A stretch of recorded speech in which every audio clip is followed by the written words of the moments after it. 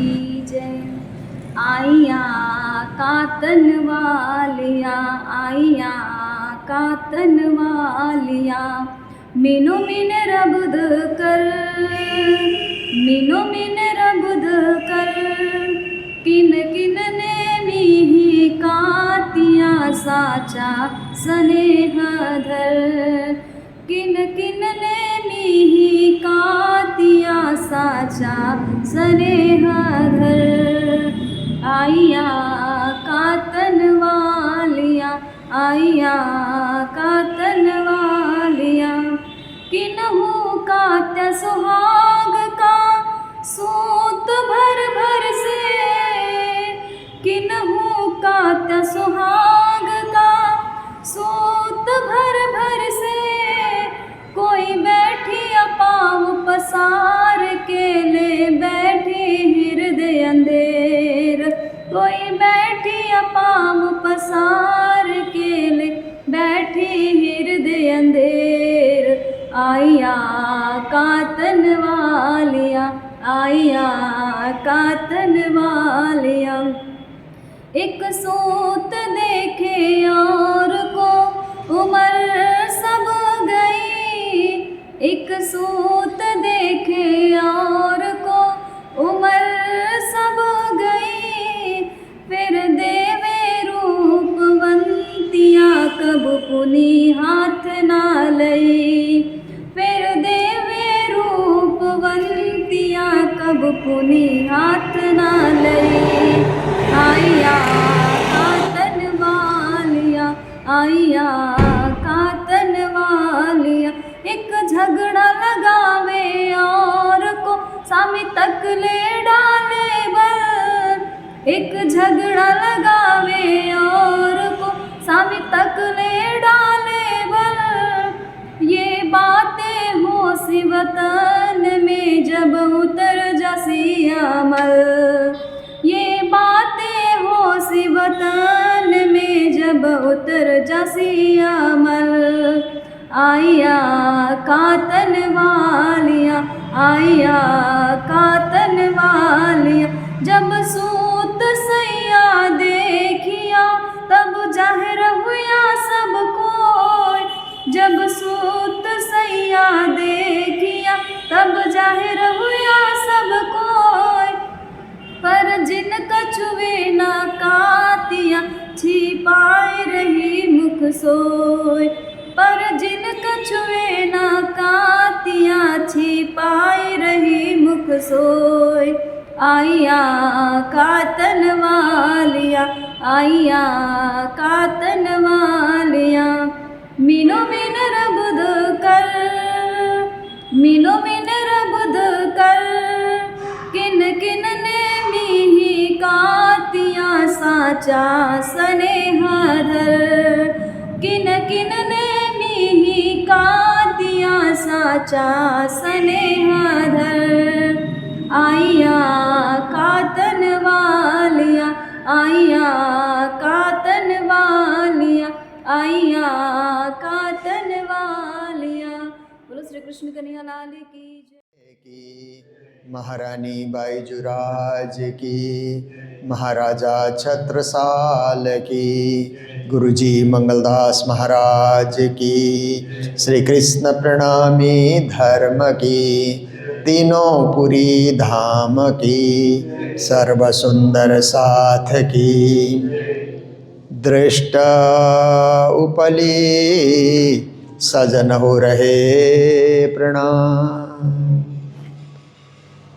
उपस्थित धर्मप्राण शिरोमणि सुंदर साथ जी, माताएं, बहनें, भाइयों, देखिए दृष्टि और सृष्टि दो चीज़ है ना। दृष्टि हमारे आँखें हैं जिनसे हम दृश्य को देखते हैं, और सृष्टि है जो परमात्मा ने अपनी दृष्टि से उसको संचालित किया है। हम हमारी दृष्टि से देखते हैं पर हम संचालन नहीं कर सकते। हम संचालन करते हैं तो केवल अपने परिवार का संचालन करते हैं। या एक छोटी सी संस्था का संचालन करते हैं, पर परमात्मा की दृष्टि बड़ी है, इसलिए अपनी दृष्टि से उन्होंने सृष्टि की और सृष्टि का पूरा पूरा संचालन परमात्मा करते हैं। किसको क्या देना, कहाँ देना, किस परिवार में जन्म देना, किस योनि में जन्म देना, वो भी परमात्मा ही तय करते हैं। और कितनी आयु देना, वो भी परमात्मा ही तय करते हैं। कितना धन देना, वो भी परमात्मा खुद तय करते हैं। ऐसे मनुष्य का कर्म भी पीछे पीछे चल आता है, उसका कर्म देख करके। जैसे आप देखिए ना, कोर्ट में कोई केस होता है तो जज लोग सब पेपर मंगाते हैं, दोनों साइड का पेपर मंगाते हैं, फिर देख करके फैसला देते हैं। इसी तरह से स्कूल के टीचर को देखिए, विद्यार्थियों से जो आंसर स्क्रिप्ट बोलते हैं ना, उत्तर पत्र, प्रश्न पत्र के साथ फिर उत्तर पत्र संलग्न किया जाता है ना। जो प्रश्न पूछा, जो क्वेश्चन पूछा, उसका आंसर लिखा जाता है। तो टीचर लोग उसको देख करके मार्क्स देते हैं, फिर बिन देखे अंधाधुंध नहीं देते हैं कि ये कितना पढ़ रहा है, कितना ज्ञान हासिल कर चुका है और किस स्तर का है ये। क्योंकि व्यक्ति के स्तर का पता कब चलता है कि जब वो कोई एस्से लिखता है, कोई निबंध लिखता है, तो पता लगता है कि पढ़ाई का स्तर, ज्ञान का स्तर कहाँ पहुँचा। तो उस तरह से उसको मार्क्स दिया जाता है, पास किया जाता है। तो परमात्मा भी इसके कर्म कैसे हैं, पहले तो उन्होंने जन्म दिया तो कुछ कर्म साथ में था ही नहीं। हम पुण्य भी लेके नहीं आए, पाप भी लेके नहीं आए, हम खाली आए संसार में। जब परमात्मा ने भेजा उस समय हमने कुछ बटोरा ही नहीं, खाली के खाली हम आए। जैसे आप घर से मार्केट जाते हैं तो खाली जाते हैं ना, फिर मार्केट में जो अच्छा लगता है बटोर करके ले आते हैं फिर। तो इसी तरह से दुनिया में हम आए तो खाली हाथ आए, पर दुनिया में आने के बाद कुछ न कुछ पाप पुण्य हम बटोरने लगे। ऐसे कर्म करते हैं कि कहीं पुण्य भी हो जाता है और कहीं पाप भी हो जाता है। तो वो लेखा जोखा हमारा चलता है, पूर्व जन्म का लेखा जोखा भी चलता है, इस जन्म का भी चलता है। उसको देख करके परमात्मा फैसला लेते हैं कि इसको कहाँ भेजना, किस जगह भेजना, कैसे भेजना और कितने दिन के लिए भेजना, ये परमात्मा का आदेश होता है। तो सृष्टि को हम बदल नहीं सकते, सृष्टि जैसे है वैसे ही रहेगी। परमात्मा की इच्छा के अनुरूप ये चल रही है, ऐसे ही रहेगी। पर हम अपनी दृष्टि को बदल सकते हैं, क्योंकि दृष्टि हमारे हाथ में है ना, हमारे विवेक में है हमारी दृष्टि। इसलिए हम चाहेंगे कि अपनी दृष्टि को बदल डालें तो हम कर सकते हैं।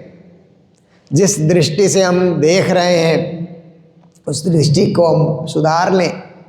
जैसे कभी कभी हम ऐसी दृष्टि से देखते हैं कि नकारात्मक दृष्टि, तो कहने लगते हैं सब लोग अच्छे नहीं हैं। ऐसा करके आप बोलेंगे ना, कोई भी अच्छा नहीं है, कोई बंदा अच्छा नहीं है। फिर सकारात्मक दृष्टि बनाइए तो हर बंदा अच्छा ही लगता है, क्योंकि आपने अपनी दृष्टि को बदल दिया। तो इस तरह से स्वयं को बदलना, तो झाड़ू बंद कराना, झाड़ू लगा रहा है। तो आप देखिए कि स्वयं को बदलना स्वयं के हाथ में है, दुनिया को बदलना हमारे हाथ में नहीं है।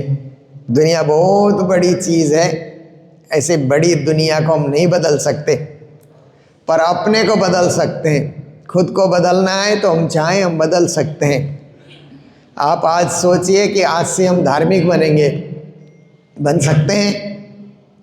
आज से मंदिर आना छोड़ देंगे, नहीं आएंगे आप। फिर देखिए आपने दृष्टि बदल दी, नकारात्मक दृष्टि आपने प्रकट की, दिमाग में नकारात्मक बातें आपने भरी, इसलिए आप नहीं आएंगे। कई लोग छोड़ देते हैं और कई लोग सोचते हैं कि हम आएंगे, आते रहेंगे, आजीवन आएंगे। तो आपने अपने विवेक को सकारात्मक बनाया, दृष्टि भी बदल गई।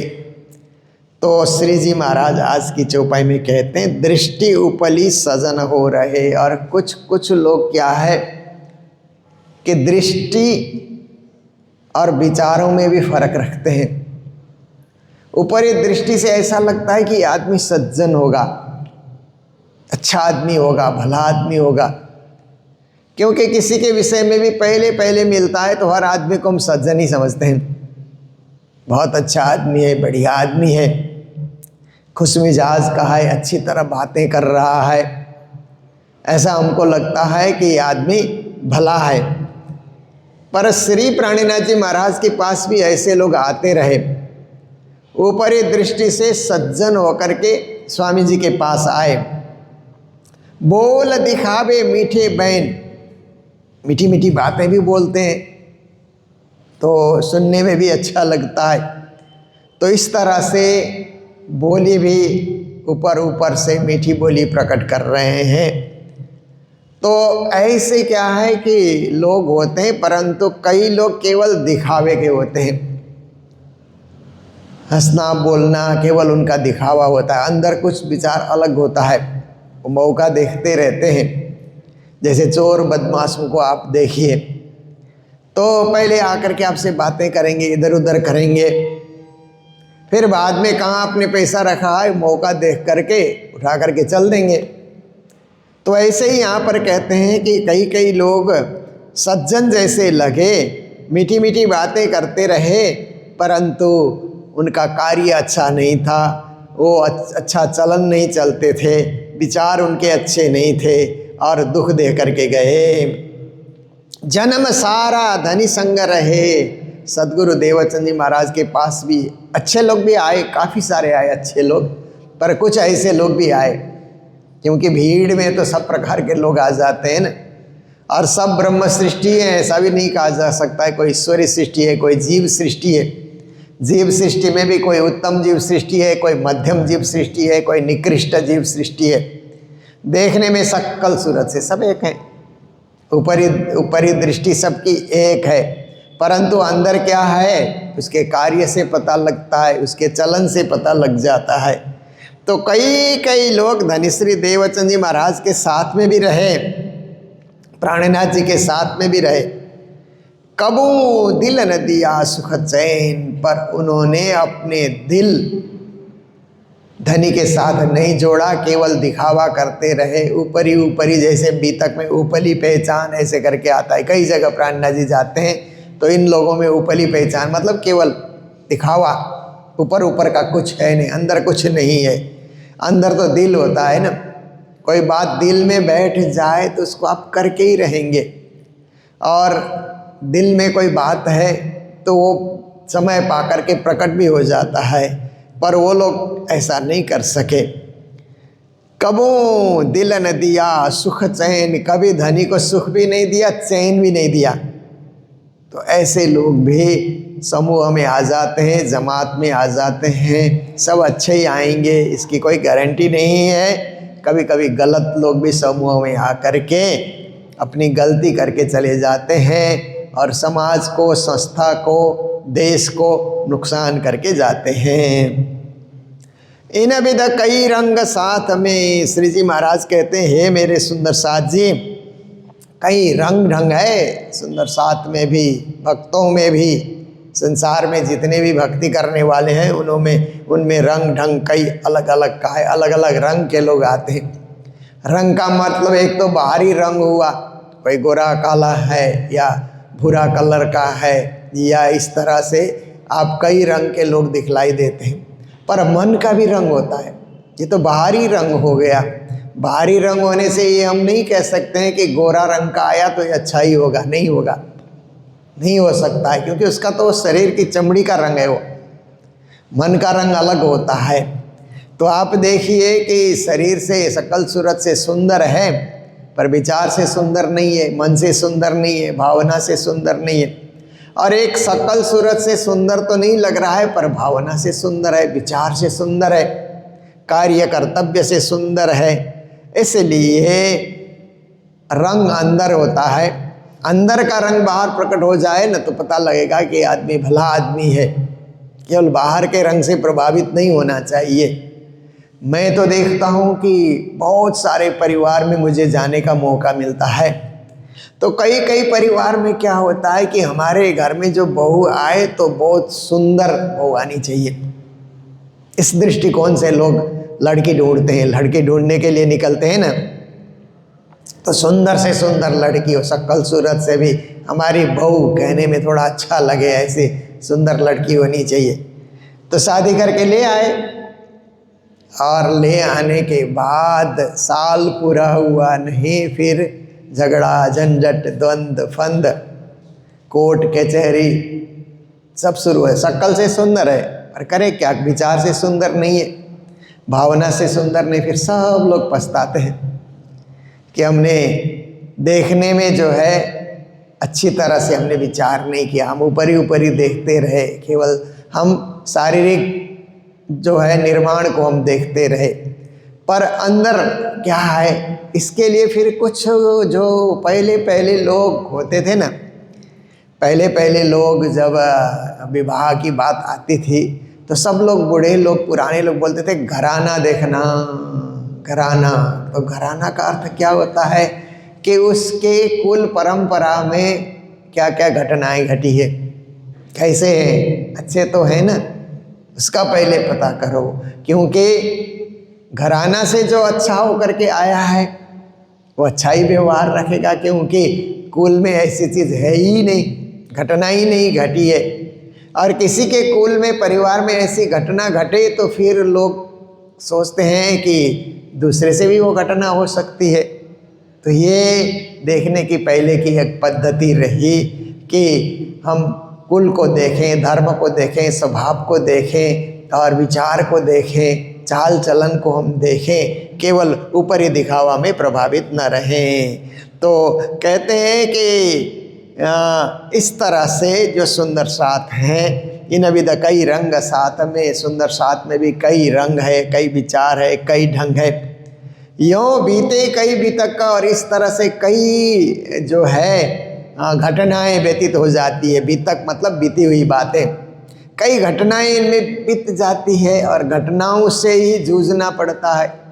संसार क्या है कि घटनाओं का एक संग्रह है, और उन घटनाओं में आप भी जूझने लगते हैं। परिवार में है, समाज में है, जहाँ भी आप जाते हैं तो तरह तरह के लोगों से जूझना, भिड़ना, समझौता करना, मिलजुल कर काम करना, सबको एकता के सूत्र में बांधना, ये सब कार्य होता है। परंतु कुछ लोग उसमें बाधा डालने के लिए, संगठन भंग करने के लिए, संगठन तोड़ने के लिए भी सक्रिय होकर के रहते हैं। श्री जी महाराज कहते हैं ऐसी चीज़ें भी हमने जीवन में बहुत देखी है। परा सब पर मेहर में बहुवकी, परमात्मा तो देखिए कृपा बरसाने में कोई कमी नहीं रखते हैं, सब पर कृपा ही बरसाते हैं। परंतु कई कृपा का भी दुरुपयोग कर देते हैं। कृपा का सदुपयोग होना चाहिए न, कृपा का दुरुपयोग कई लोग करते हैं और कई लोग कृपा का सदुपयोग कर देते हैं। उनकी जिसे आप देखिए, सदुपयोग करने वाले क्या है कि उस कृपा की महिमा को और ज़्यादा बढ़ा देंगे। दुरुपयोग करने वाले कृपा की महिमा को घटा देते हैं। इसीलिए आप देखिए कि कहीं कहीं आप जाइए ना तो सदा व्रत लगे हुए होते हैं ना, जहाँ जब आप जाइए कुछ ना कुछ खाना आपको मिलेगा ही, इसको सदा व्रत कहा जाता है। कई मंदिरों में, कई आश्रमों में ऐसा चलता है। तीर्थ यात्रा में आप जाइए, बद्रीनाथ जाइए, केदारनाथ जाइए, कहीं ऐसे सदा व्रत खुले हुए रहते हैं। जिस टाइम में आप पहुँचे, जो खाना है बचा है या जो भी है वो लोग दे देते हैं। तो कुछ लोग जाते हैं तो प्रसाद समझ करके एक सीध को भी चाट करके खा जाते हैं। ये तो प्रसाद है, मिला परमात्मा की कृपा से। उनकी कृपा है कि हम भूखे नहीं रहे। देखो इतना दूर हम चल करके आए, कहीं न कहीं हमारे लिए परमात्मा ने व्यवस्था कर दी है, इसलिए उतना ही लो और प्रसाद मान करके उसको ग्रहण करो। और कई लोग ज़्यादा ले लेते हैं और फेंक देते हैं। देखिए कृपा का दुरुपयोग किया ना, उन्होंने सदा व्रत चलाया, सबका पेट भरे, कोई भूखा न रहे, ये भाव लेकर के उन्होंने सदा व्रत बनाया। और कृपा का दुरुपयोग करने वाले ने आधा खाया आधा फेंक दिया। देखिए, उसको फेंकना नहीं चाहिए, क्योंकि दूसरा उसी तरह कोई भूखा आएगा तो उसका पेट भर जाएगा। आपको अच्छा नहीं लगा, स्वाद नहीं आया, पर कृपा का दुरुपयोग हो जाता है। कभी कभी आप देखिए कि कहीं आप भीख मांगने वाले लोग तो सर्वत्र ही मिल ही जाते हैं ना। रेलवे स्टेशन में जाइए, वहाँ भीख मंगा लोग मिल जाते हैं। बहुत बड़े बड़े नामी गिरामी जो मंदिर हैं, उन मंदिर में आप जाइए तो मंदिर के गेट के बाहर कई भिखारी बैठे हुए रहते हैं, बहुत सारे। केवल हमारे प्रणामी मंदिरों में नहीं बैठते, कहीं कहीं एक आध जगह मैंने देखा, अन्यथा प्रणामी मंदिरों में भिखारी नहीं बैठते हैं। बाकी और मंदिरों में भिखारी बहुत सारे बैठे हुए दिखलाई देते हैं कि गेट के बाहर जाओ, जैसे एंट्रेंस है भिखारियों से भरा हुआ रहता है, ऐसे होता है। तो आप दयालु हैं, आप कृपालु हैं, आपके मन में कृपा करने की भावना आ गई, दया करने की भावना आ गई, आपने उनको कुछ पैसे बांट दिया। अब देखिए, वही भिखारी थोड़ी देर में बीड़ी पीते हुए नजर आएंगे। आपने कृपा की और उसका दुरुपयोग कर दिया उसने। आपने तो सोचा भूखा है, प्यासा है, कुछ खाए, भोजन करे, है ना, पानी पिए, जूस पिए, कुछ करे, पर उसी का वो शराब पीने लग जाएं, बीड़ी पीने लग जाएं, तम्बाकू का सेवन करने लग जाएं, तो आपकी कृपा का दुरुपयोग हो गया वहाँ जा कर के। इसलिए कई लोग परमात्मा की कृपा का भी दुरुपयोग करते हैं कि परमात्मा ने कृपा करके किसी को अच्छा धन दे दिया, वही पीने लगा, वही उसको उड़ाने लगा। तो कृपा का सदुपयोग करने से कृपा की महिमा बढ़ती है। इसलिए श्री प्राणनाथ जी महाराज यहाँ बता रहे हैं कि धनी तो सब पर कृपा करते हैं, धनी धाम धनी का काम ही है सब पर मेहर बरसाना, सब पर कृपा बरसाना, पर पावे करनी माफक का, उस कृपा का फल व्यक्ति क्या है कि अपने करनी के हिसाब से वो उसका फल पाता है। उस कृपा का आपने सदुपयोग किया, दुरुपयोग किया, उसका फल इसी जन्म में मिलेगा, नहीं तो अगले जन्म में मिलेगा। अवश्यम भाविनो भावा कहते हैं ना कि ये तो कृतम कर्म शुभाशुभम, आपने शुभ कर्म किया, अशुभ कर्म किया, उसका फल सामने आता ही है। कोटिकल्प सतैरपि कहते हैं ना, कितना ही समय बीत जाए, कितने ही जन्म बीत जाए कि कुछ ना कुछ उसका फल तो आएगा। आपने सुना, महाभारत में सुना होगा कि धृतराष्ट्र के 100 लड़के मारे गए ना महाभारत के युद्ध में, और पांडु के 5 पुत्र जिंदे हैं। 5 पांडव को कोई मार नहीं सका, इतने बड़े बड़े योद्धा थे, 5 पांडव बच गए, और 100 के 100 कौरव, एक भी पुत्र नहीं बचा धृतराष्ट्र का। तो धृतराष्ट्र ने उस समय श्री कृष्ण से पूछा कि हे श्री कृष्ण, क्या कारण है कि पांडु के 5 पुत्र जीवित हैं, मेरा एक भी पिंड पानी देने वाला एक बच्चा भी मेरा नहीं बचा, युद्ध में सब के सब मारे गए, क्या कारण है? तो श्री कृष्ण ने उस समय देखा कि कारण का पता लगाया जाए, तो श्री कृष्ण ने फिर उसके पूर्व जन्म को देखा, उससे पूर्व जन्म को देखा, सब ठीक ठाक आ रहा है। 100वां पूर्व जन्म को जब श्री कृष्ण ने देखा तो श्री कृष्ण ने पता लगाया कि वो मानसरोवर से राजहंस आते थे, और इधर आकर के पक्षियाँ आते हैं ना ऊपर से, साइबेरिया से कहाँ से चल करके आते हैं, और इधर गर्मी में क्या है कि अंडा देते हैं, बच्चा तैयार करते हैं, फिर बच्चे थोड़े बड़े होने के बाद फिर उड़ करके उधर ही चले जाते हैं। तो ऐसे राजहंस का जोड़ा आया था, और वो 100 साल पहले मांसाहारी राजा था। तो उसने कहा था कि मेरे लिए नए नए प्राणी का मांसाहार बनाना, अपने रसोइया को बोलता था। तो उस राजहंस के एक एक बच्चे को वो मार करके लाता था, खिला देता था।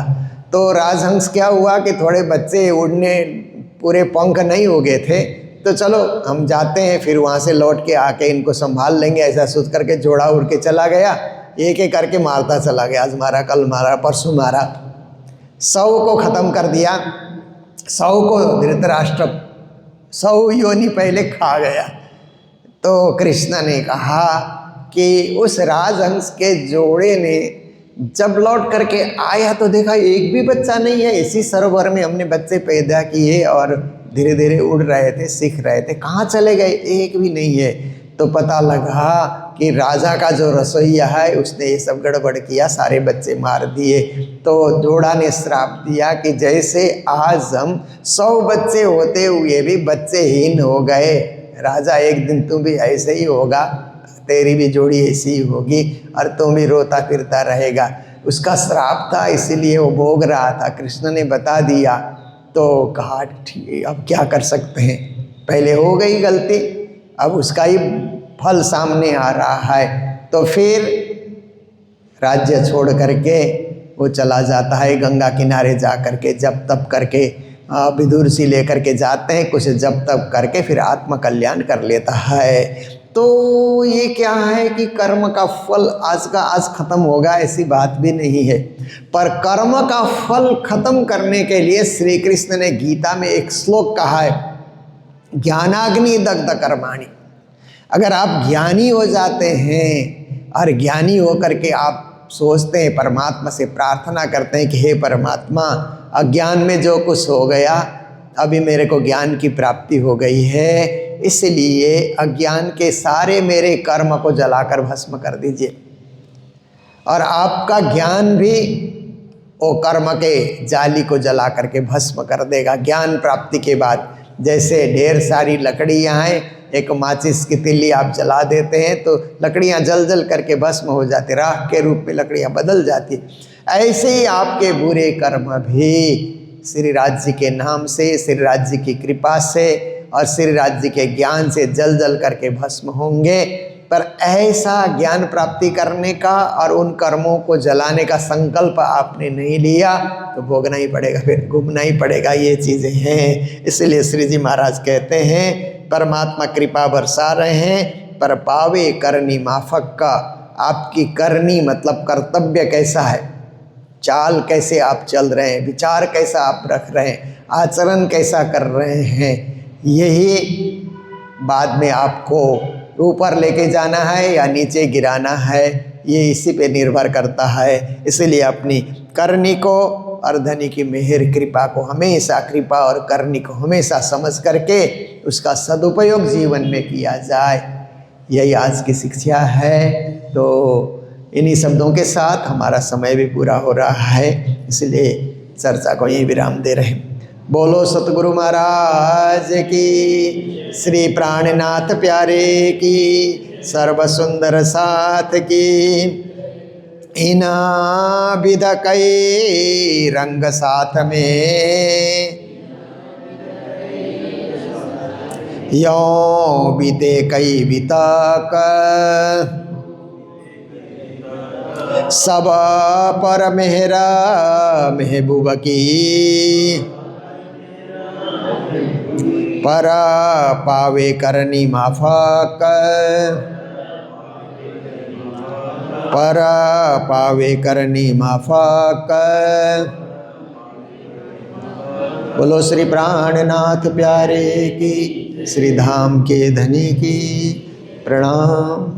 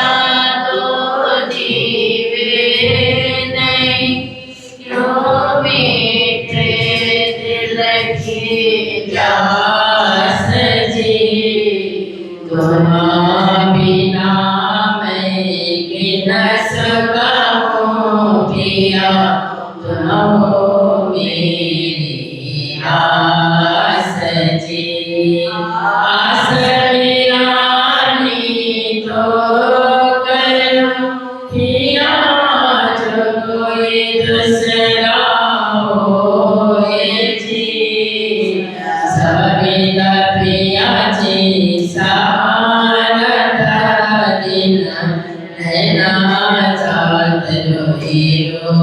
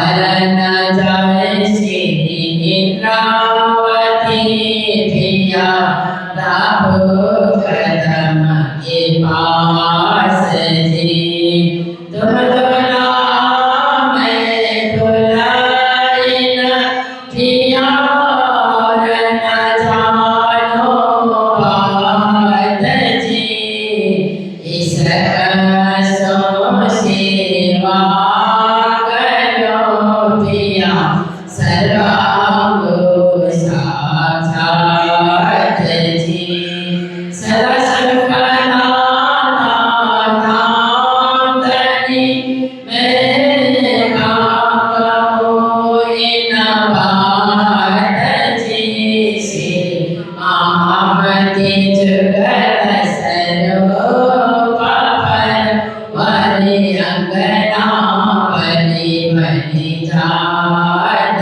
जी सदा सकला नाम धनी मैं कहूँ इन बात जी से